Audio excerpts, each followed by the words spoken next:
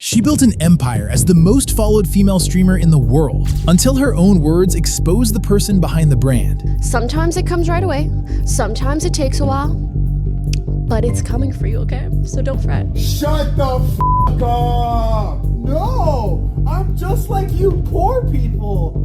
On a yacht drifting through Paris making millions of dollars.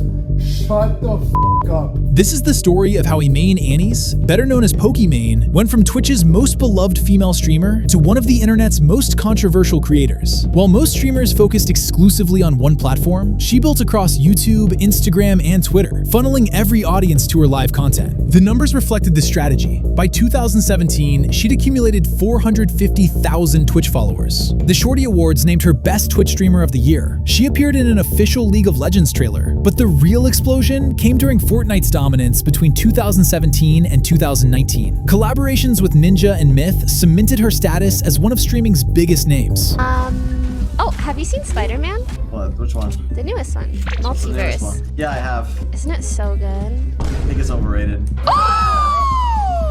Heavily overrated. She co-founded Offline TV in 2017, a content creator collective designed to combat the isolation of solo streaming. Hey guys, we're Offline TV, and we're a group of content creators who want to make videos about more than just games. That's hot! Your turn, you're part of the group. She explained her motivation clearly. It's not fun being a streamer and living alone, so we decided to come together in a way so we not only keep each other company, but we can also collab and actually do good work and content for everyone else. By 2019, everything looked perfect. The wholesome image, the growing fan base, but authenticity can't survive constant performance, and the contradictions were already showing. The first significant fracture appeared in 2018. After a Twitter dispute with Keemstar, YouTuber Boblax made a video documenting the drama, one that violated no platform policies and fell squarely within fair use. Even so, Pokimane issued a copyright strike. The irony was impossible to ignore. Her entire channel consisted of reaction content. She'd built her empire on fair use, then weaponized copyright law to silence criticism. The internet noticed. PewDiePie stepped in with a video titled "Stop Doing This." Pokimane. She striked this video called Keemstar vs. Pokimane Twitter fight. So basically this Twitter drama became an even bigger drama thanks to the YouTube algorithm. So in a way, I can understand why you want to take down this video. But the problem here is that you're just drawing more attention to it. When the biggest YouTuber on the platform calls out your hypocrisy, you have two choices: apologize or double down. Pokimane chose the first. I'm sorry for taking down that video, and since then I have not taken down any videos like that, and I've genuinely tried to learn from my mistakes. The community gave her another chance. Her growth resumed. But 1 year later, she proved she hadn't learned anything. YouTuber It's a Gundam published a video criticizing her fanbase, highlighting a viewer who donated $1,000 despite being 4 months behind on rent. He called out the parasocial behavior, the delusion that donating might lead to a relationship with her. Pokimane could have addressed his points. Instead, she went after his money. To be fair, I actually can't believe anyone would sponsor these shenanigans. She didn't just disagree with his video. She publicly attacked his sponsor during a live stream, knowing exactly what would happen next. Thousands of her fans flooded his content with harassment, and this only boosted her even more. She started seeing herself as someone untouchably important, someone the platform needed more than she needed it. But just a few months later, something happened that proved exactly that. During a stream, an accidentally opened browser tab revealed content explicitly prohibited on Twitch. The frame lasted barely a second. Twitch chat captured everything. She immediately ended the stream. But the surprising part was what happened after.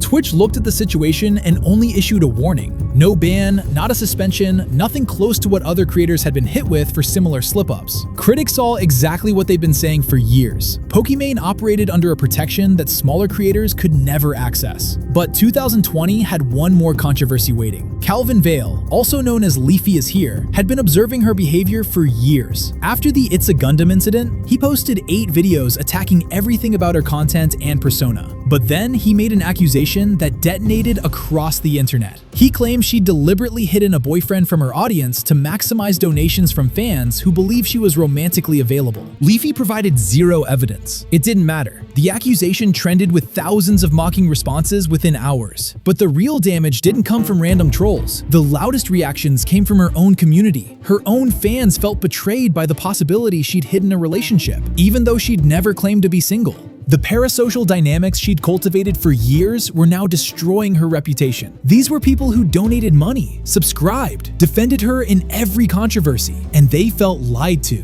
YouTube eventually banned Leafy for targeted negativity, but the damage was permanent. She tried to joke it off, posting a photo with a cardboard cutout labeled as "It's time to come clean, Pokimane boyfriend." She announced a month-long break for mental health, then cut it short after 2 weeks to post an apology addressing multiple controversies. For the next few years, the pattern stabilized. She learned to handle controversy with careful apologies and by staying out of trouble. Forbes named her to their 30 under 30 list. She secured a multi-year exclusive Twitch contract, reportedly worth over $4.5 million.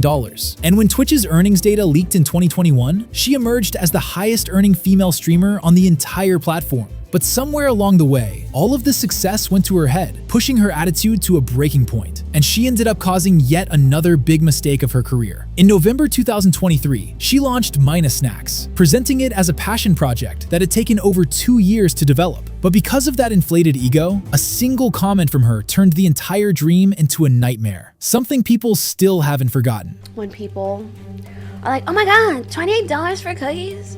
It's 4 bags. That's $7 a bag. I know math is hard when you're an idiot, but like if you're a broke boy, just say so. It's an ego thing. Just because she's hit partner deals and brand deals and makes money doesn't mean that everyone moves with you. She's so entitled that she doesn't realize this. Blinded by fame, lost contact with her own humanity. It's actually vile. Calling the people who basically pay for your lifestyle broke idiots might be one of the most shoe-size IQ moves I've ever seen. I don't know what would possess her to say something so rude and nasty to the audience she is trying to sell this product to. She posted a Twitter apology claiming it was humor, but fans had heard this before. Every misstep was never really her fault. She was always misunderstood, always just joking. But that wasn't the worst part. Fans investigated and discovered her cookies were nearly identical to an existing brand called Tootsie Midnight Mini Cookies. Same manufacturer, except Tootsie sold theirs for around $10. Pokimane was charging $28 for the same product. For years, fans had defended her through every controversy. They'd always given her the benefit of the doubt and believed she was different from wealthy streamers who looked down on their audiences. The broke boy comment shattered that illusion. But the cookies drama was just the beginning, because what happened with XQC showed everyone exactly who she really was. In 2023, XQC signed a $100 million deal with Kick. Instead of congratulating him, she immediately questioned whether the platform was even legitimate. You don't understand that Kick makes Twitch money.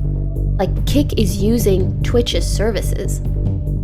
And if Twitch really wanted, they could just stop giving these services to Kick. XQC corrected her immediately. Kick ran on Amazon AWS servers, not Twitch infrastructure. But then someone asked if she'd take $10 million to move to Kick herself. Why would I compromise my morals and ethics for more money when I have money? Something about that is so cringe to me personally.